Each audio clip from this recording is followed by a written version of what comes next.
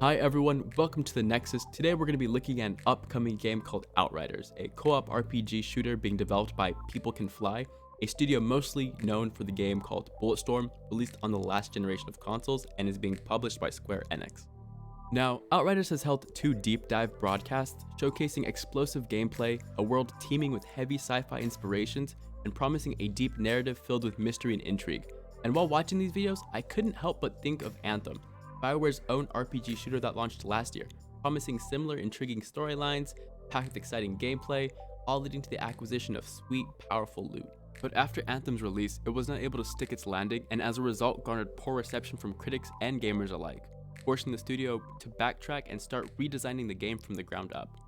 As of now, there is no ETA on when the game will receive its major update, leaving many, including myself, skeptical of the game's redemption. Though, with that being said, there are things Outriders has already shown that leads me to believe that it has a good shot at living up to what Anthem couldn't achieve.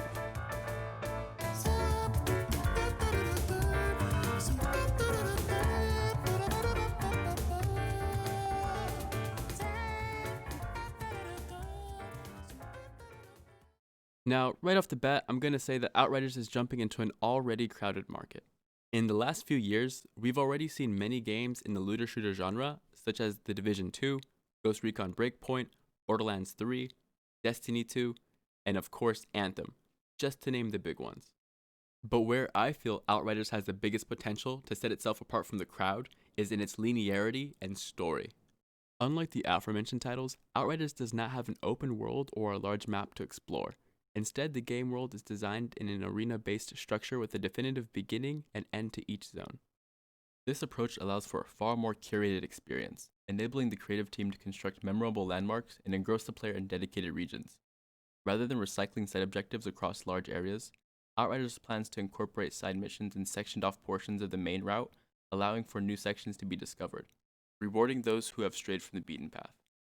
If Outriders nails down its linear aspects, then the last thing to secure is the story. In this game, Earth has been destroyed and the remains of humanity venture into space in search of a new home. You play as a member of the Outriders, the first group tasked with colonizing a new planet called Enoch, where eventually the Outriders follow a signal broadcasted from deep within the planet and encounter an entity known as the Anomaly. Afterwards, a storm rages and the Outriders are forced back into cryosleep for the next 30 years. After the Outriders wake up, they find that the Anomaly has altered Enoch and that the wildlife has been rapidly evolved. But those are not the only things that have changed. A few of the surviving members of the Outriders have acquired powers, and it's up to the player to uncover the mystery of the signal and the Anomaly. I'll be honest here.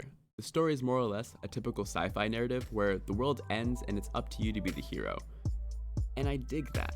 I'm a huge fan of the RPG Mass Effect, renowned for its save the world type of story, which ironically is created by BioWare, the creators of Anthem, the not so good RPG. But to get back to the point, I don't think Outriders needs a groundbreaking premise because there's already so much space for creativity in what it's working with right now, and if they execute on it properly, it'll be pretty badass. The looter shooter that comes closest to having a deep and interesting story that is currently out is Destiny 2. But unfortunately, I feel like a lot of the rich lore is just text and not actual gameplay that players can explore. And funny enough, the writer for Outriders, Joshua Robin, was once a writer for Destiny who contributed to creating the mythology, cinematics, and even mission dialogue. So if he can bring that experience and flesh it out in Outriders, this game will be able to achieve what most in the genre can't. Like most other games in the genre, Outriders has abilities that players utilize to change up the pace of combat outside of the usual gunplay. These abilities are tied to 4 classes with their own unique skill set. The first being the Pyromancer, a mid-ranged fighter with a mix of offensive and defensive fire abilities. The next up is the Trickster, who controls time and space to manipulate the battlefield and follows more of an assassin archetype. Followed by the Devastator, a tank using Terra-like powers for damage and survivability. The final class is yet to be revealed, but it'll have its own segment on a future podcast. Each of the classes contain 8 varying skills, any of which can be placed into 3 skill slots, readily available to be deployed once the action kicks off. And I have to say, I'm really pleased with this. Anthem also had its own mix of abilities and ultimate variants, but there was just not enough variety in that skill pool. Even in Destiny 2, you're only given a few grenade, skill, and ultimate variants based on your class and subclass to spice up the normal gunplay. Outriders aims to offer a wide range of abilities to diversify your character build, and I'm down for that. In addition to class customization, the dev team has confirmed that character creation is in the game, allowing for individualized characters with a choice between male and female genders which are fully voice acted. Another bit of notable customization is in the UI, which allows for robust changes, leaving it up to the player to decide how much info they want displayed, like damage numbers, minimap, and quest info. Next, let's discuss the release model. The Outriders dev team have made it clear that the game is not taking a games as service approach to its release, as mentioned during this QA portion of one of the previous broadcasts. No, Outriders is not games as a service and will be a complete experience out of the box.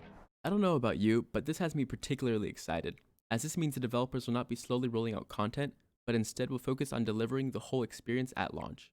In stark contrast, BioWare took the live service route with Anthem and ended up deleting the game's year one roadmap once the team struggled to meet deadlines for content updates, then ultimately shifted development priorities to bug fixing. Knowing that Outriders in its entirety is covered under the initial purchase is definitely welcomed, especially since the current gaming landscape is angled towards heavily monetizing in-game content. Oh, and it's worth mentioning this.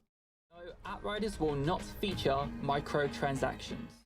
If at some point post-launch, Outriders decides to charge for expansions, I'd be willing to support this practice, as microtransactions like loot boxes tend to impact the game's core design, and I'm not willing to pay for skins in a full-priced game.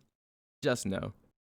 Finally, I want to touch on a few points I feel Outriders needs to focus on in order for it to be a successful looter shooter. First off, the gunplay needs to be solid. For all the negative remarks I had for Destiny 2, its gunplay is extremely satisfying, enough to the point where it overshadows its shortcomings. The feedback and diversity between the weapons are fantastic, really making for a fun experience, and many in that game's community can attest to that. From what I've heard from critics and content creators who've had a chance to play an early build of Outriders, it's currently on track to check that gunplay checkbox, so I hope it's able to remain true until release. Secondly, the gear grind has to be worth it. One of the biggest pitfalls of Anthem was that grinding for hours on challenging difficulties hardly netted valuable loot, ultimately being a waste of the player's time. Based on the loot progression system currently in Outriders, I'm not too worried about this since the legendary loot drop percentages are clearly displayed on each world tier difficulty that is unlocked through combat. So playing smart and not dying in fights will lead to higher world tier levels, making valuable loot more abundant. Lastly, the writing needs to be superior to any games in the market. From Borderlands' terrible writing that doesn't land, "You ain't taking my gold! Come check my big D!" Whew, looks like you got him before he could melt down the car. to Anthem's forgettable characters, and Destiny that has such interesting lore but sparsely utilizes it, Outriders needs to tell a good story, full of interesting and well-written characters, and I honestly hope it'll be capable of breaking from the pack and offering a compelling experience. What do you think about Outriders? Do you think it'll flop, or do you think it'll find a way to shine above all the rest? Leave a comment with your thoughts and consider slapping that subscribe button to stay up to date on all the content the Nexus uploads. I will be keeping my eye on this game, and in the future I'll make another video closer to its launch, breaking down all that it has to offer. For now it's goodbye, but you're always welcome back to the Nexus. See you next time.